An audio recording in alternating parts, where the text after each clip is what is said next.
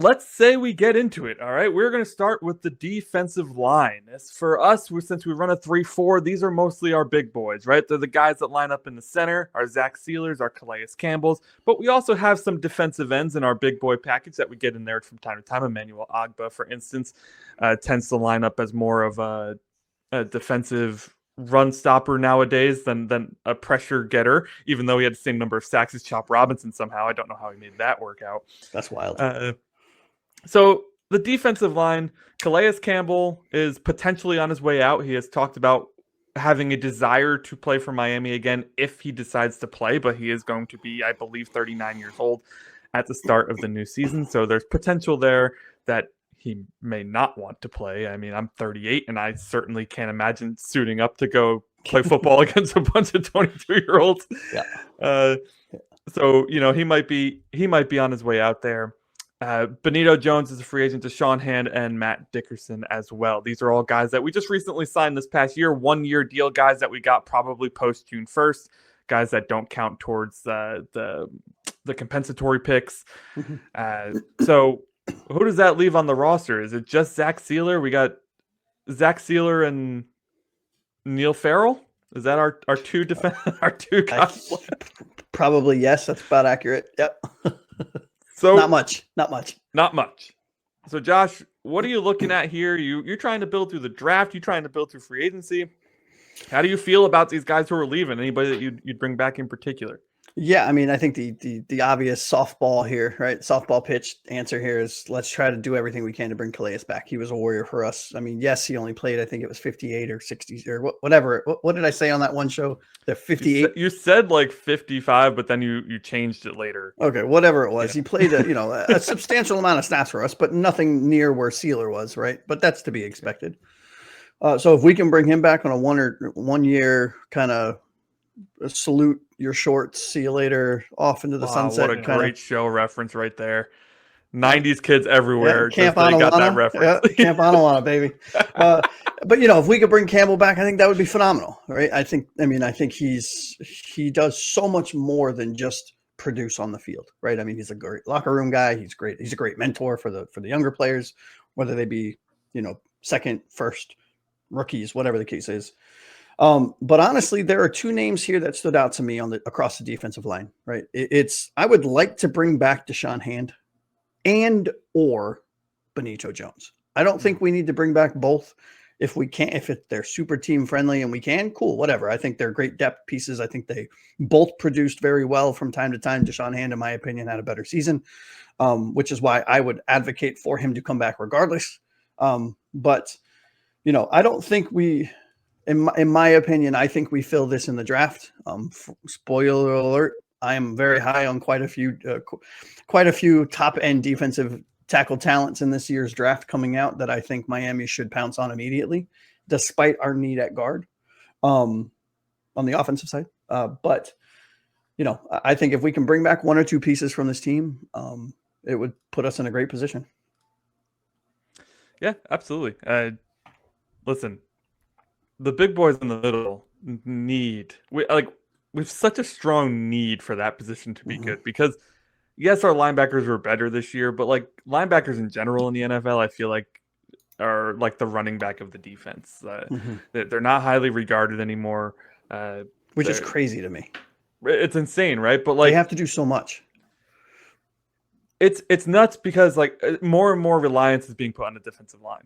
Right, and then we run a 3-4, so we have 4 linebackers and three defensive linemen. And listen, I mean, it's a 3-4 in that it's officially a 3-4. But how many times did you guys see 4 guys with hands in the dirt this season? I mean, it happened a lot. So I think it's getting caught up in what kind of defense we run isn't a huge thing. It's more of like the type of players that we're going to have in there and bringing back Calais Campbell. I mean, it just not only is he such a good player, but he's such a good leader and such a good presence in the locker room. I selfishly hope he plays another season so that he comes back for us. I mean, I do know that what is he after? He has said he would like to come back to the Dolphins. It's on the table, but he really wants to try to get a ring. Right. And I get that. Yeah, I understand that. Right. Player pushing 40, Hall of Famer. Nothing left for him to do except get that ring. I mean, shit. If I'm being honest, fellas, I just turned 39, and sometimes I get tired watching football, let alone having to go out and play against these freight trains that are running at 4.3 at 300 pounds. You're not kidding, dude. After we're finished this podcast, I have to take a nap just to get ready for bed. So Taylor, as the youngin of the group, you are probably have plenty of energy over there. What do you think about this defensive line here? Well, I'm kind of the same opinion as Josh here. I know, Josh, you said you'd bring back either and Deshaun Hand and Benito Jones. I'm kind of the same mindset. I would also like to bring back Calais Campbell, if possible. Just to throw this out there, Josh, when you were talking about you're looking at a few of the top names in the draft. Is number 55 for the Michigan Wolverines? Maybe. Possibly. Well, there are 2 Michigan players on that defensive line that I wouldn't mind having, depending on where we go. But that's a whole nother topic for a whole nother show. I'm just curious. But yeah, the spoiler alert, I'm a big fan of both Michigan defensive tackles. They're studs. Yeah, you can still name them because this isn't purely free agency. It's kind of like a primer as to how you would help fill these holes. Mm-hmm. Well, Taylor, feel free to mention both defensive tackles for Michigan should you choose to. Well, the thing is I really did like the way we had depth on the D line, and that was something that was a question going into last year, right? Because we just plugged in a bunch of 1-year vets. Like, hey, there's no way we're replacing Christian Wilkins. Let's just have Sieler, Calais Campbell, and a bunch of dudes, and it actually really worked. So, considering the holes we have on this team, unless we do get somebody like high up in the draft, like a Mason Graham, the guy I was just mentioning, I kind of do think probably the best option is to just run it back with a bunch of dudes, and hopefully Sieler can get it done again. A few names in the draft that I think would be interesting would be Mason Graham, Ohio State's Tyike Williams. I hope I pronounced that right. Oregon's Derek Harmon, Kentucky's Deion Walker. Big fan of, the big D lineman, and Deion Walker is definitely one of them. And isn't he like 6'7", 350 or something like that? If he's not, he's pretty close to that. He's massive. And Maryland's Jordan Phillips. Not the same Jordan Phillips that Dolphin fans are used to. This is a younger, different person entirely. But that's just some draft options. Some free agent options include Sebastian Joseph Day, who was on Tennessee last year, Jerron Reed, who was on Seattle, Levi, oh God, I'm going to mess this up. Do it. Onwunzaruki from Detroit, and BJ Hill from Cincinnati. So unless an option like Mason Graham is on the table, like I said, I think the best option here at D-line is to just kind of try to run it back with the same formula as we had. Now, I did not get into free agent defensive linemen that I would like to target, but Anthony, the floor is yours, obviously.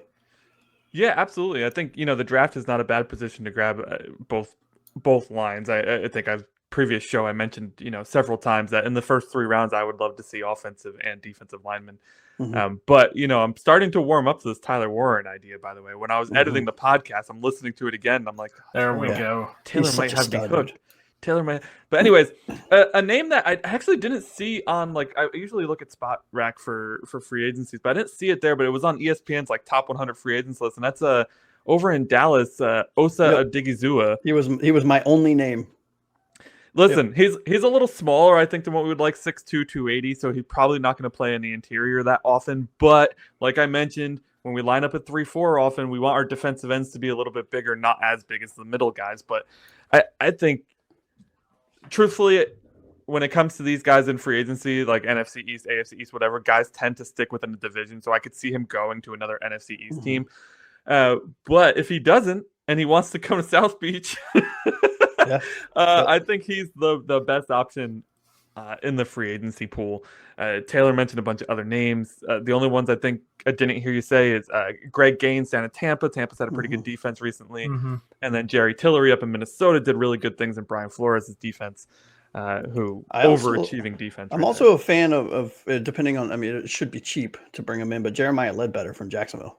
Yeah, right? I think he fits that. He's a perfect backup. I don't think he'd be a starter. I think he'd fill that Benito Jones-esque type role should we not bring him back.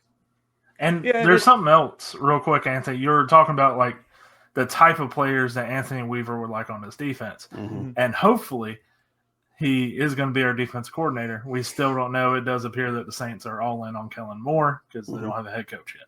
Mm-hmm. So under the assumption Anthony Weaver retains as the defense coordinator, you also kind of got to look at the personnel, like the kind of players he wants. Did he have the players he really wanted last year?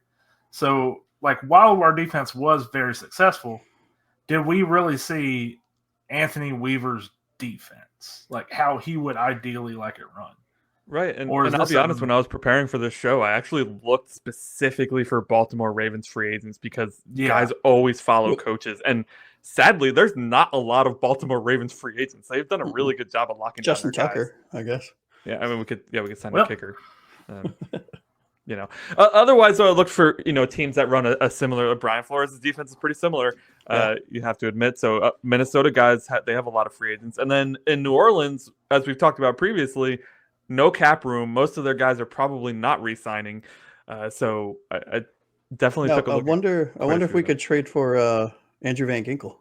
I heard he's a pretty good player. I hear he's pretty good, but he's not a defensive lineman, sadly.